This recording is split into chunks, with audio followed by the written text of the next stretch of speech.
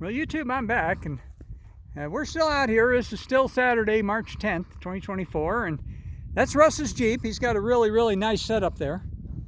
And yeah, I told him if he ever needs it to somebody take it out and exercise it for him, I'd be happy to do that for him. But there's a lot of things. We were out here shooting that previous video, and let me come back here where I can talk to you.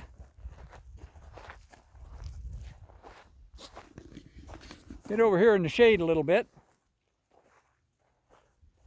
There, hopefully that'll be good. But anyway, like a lot of times, we were out here shooting that Indian ruin video, and it triggered a memory about a call and Firefighter Story. So I got one of those for you. And I worked out here. The fire department covers this area for a while. I worked out here as a volunteer battalion chief for a while, and I was on duty out here one day, and we got a call for a bicycle accident. And so back up this four-wheel drive road. Well, my assigned fire department vehicle that day was in the shop, and I was actually driving a brush truck, a 1-ton brush truck. And so I actually drove that out here, and if you saw that in my previous video, how tough the road is, we managed to scratch it up pretty good. But basically what had happened is up the way here a little ways, you can see there's still a water puddle from the rain here, but back up that direction about a half a mile, a guy who is a pretty well-known local mountain bike rider, he crashed, went over the handlebars and landed and broke his neck.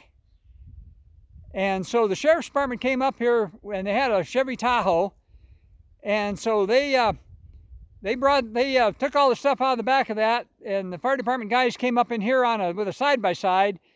Paramedics got him all packaged up, but of course there's no way to get an ambulance in here.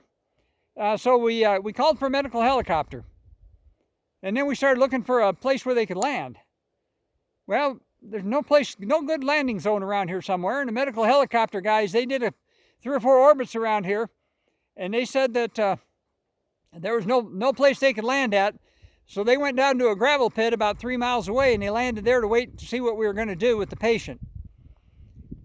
Well, so we called the Arizona Department of Public Safety. And nowadays they call them state troopers, but back then they called them just DPS. And we asked for their helicopter. So they took the call, they responded.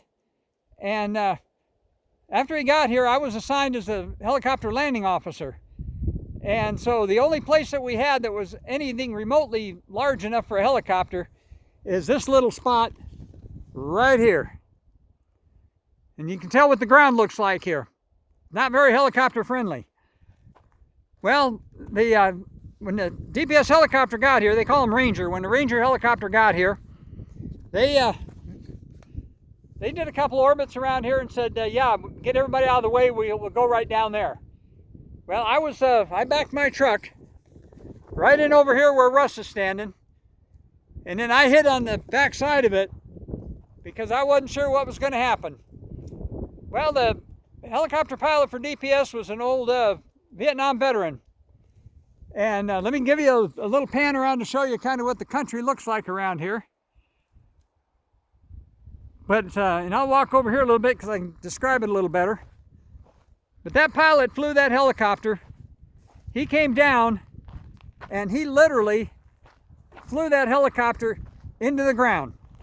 He flew right down here and he set that helicopter right there with the skids spanning this washout right here.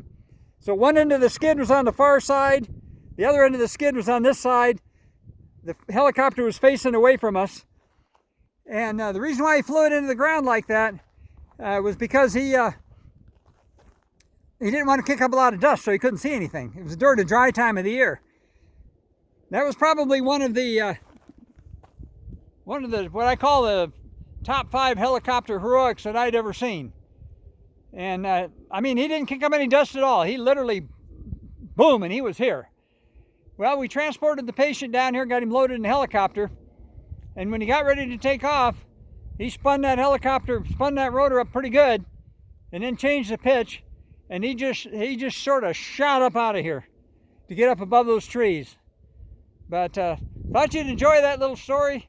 It turned out that the guy that broke his neck, we knew him, and he actually, because of a lot of dumb luck and a lot of the good Lord looking out for him, and the treatment that he was given by the paramedics and the helicopter crew, they got him down to a level 1 trauma facility where they could care for him. And he actually ended up not being paralyzed. He still lives in town. He's still doing well. But he could easily died out here that day, or he could end up in a wheelchair for the rest of his life. But just another one of my little firefighter stories. Thought you might enjoy that one. So as I always tell you, take care of each other, love each other. I'll give you a quick pan around here so you can see what the country looks like. Most of these trees are either pinon, pine. There's some stringy bark juniper. There's Russ's Jeep, and there's Russ. That's what the country looks like. So if you can imagine putting a helicopter right down here, that was pretty impressive. So until we talk to you again, one more look at Russ's Jeep, and I'll tell you, peace out.